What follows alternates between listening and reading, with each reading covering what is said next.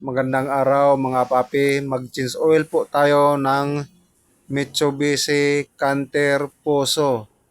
Pakita ko po sa inyo kung paano mag-change oil ng makina at magpalit ng transmission oil. So, panoorin nyo po ang video. So, tanggalin na natin yung drain plug. Gumamit ako ng sakit na numero 17 para i-drain na yung langis sa makina. Ang video na ito ay para po ito sa mga may nagmamayari ng Mitsubishi Canter Poso na ayaw nilang gumastos. Pwede na kayo na lang po ang mag-change oil.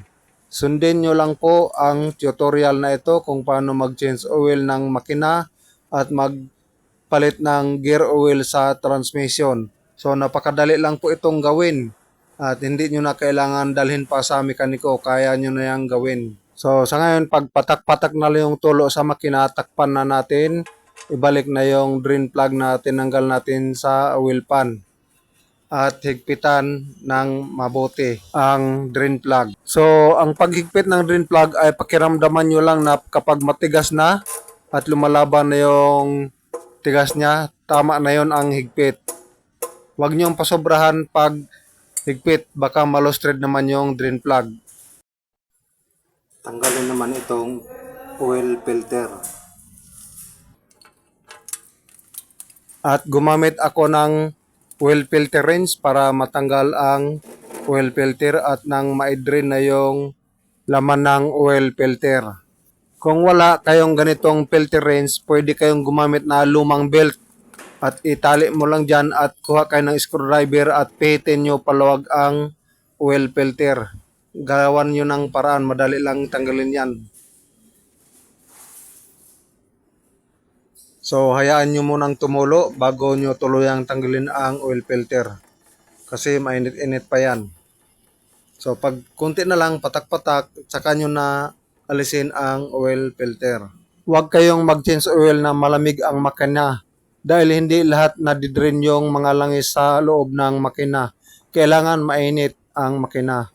So ayan, tanggal na ang oil filter. At punasan nyo ng basahan yung pinagtanggalan ng oil filter. At ngayon, ikabit na ang bagong oil filter. C313. So yan po ang part number na kasukat dito sa makina na ito ng Poso Mitsubishi Canter.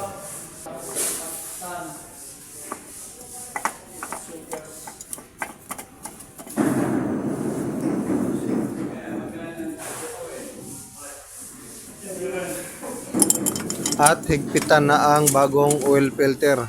Katamtaman lang ang higpit, wag masyadong napakahigpit.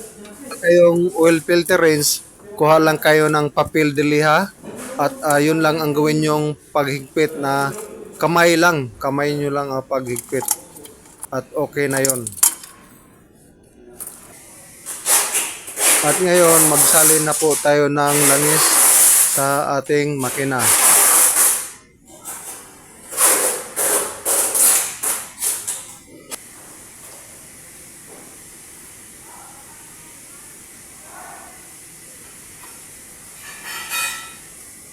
At ito po ang gamit ko. Ang viscosity ay 20W40. Base doon sa nakita ko sa manual, sa owner's manual.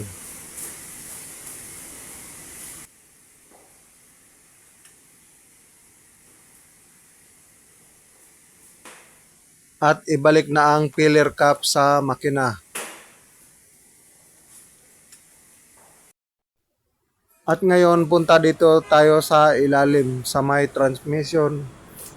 So, tingnan nyo lang kung alin ang drain plug at alin ang filler plug na tanggalin dyan sa transmission.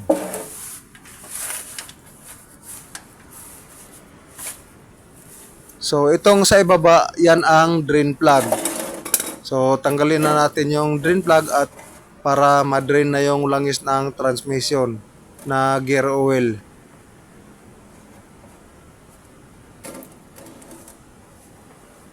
At kapag natanggal na yung drain plug, ito namang filler plug ang ating alisin. Diyan tayo magsasalin ng bagong gear oil ng transmission.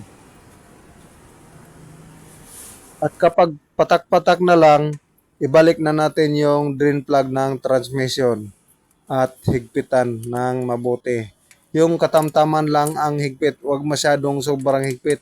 Baka ma-lost thread dahil aluminum lang ang transmission.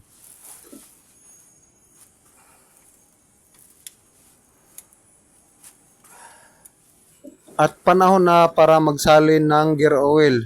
So nagtabas lang ako ng maliit na galon na yung kasya doon sa butas ng filler plug ng transmission. At yung gear oil ay nilagay ko sa plastic. At dyan ko nilagay pagpatulo sa may ginawa kong imbodo. Dyan ko pinadaan ang gear oil. At ngayon takpan na ang filler plug. Ang nilagay kong transmission oil ay number 90. Gear 90. Yun ang sinalin ko sa transmission. Bali, umabot ng 4 na litro yung paglagay ko sa transmission. At linisin pagkatapos ng salinan para walang masyadong kalat na langis. At ngayon, bago mo paandarin ang makina, check mong mabuti ang engine oil. Kailangan umabot dyan sa pangalawang guhit. Yan ang tamang oil level sa may dipstick. So, yan lang po ang aking ma-share sa inyo. Sana nakatulong po sa inyo ang video na ito at makisuyo po sa pag-subscribe sa aking channel. Hanggang sa muli, maraming salamat po.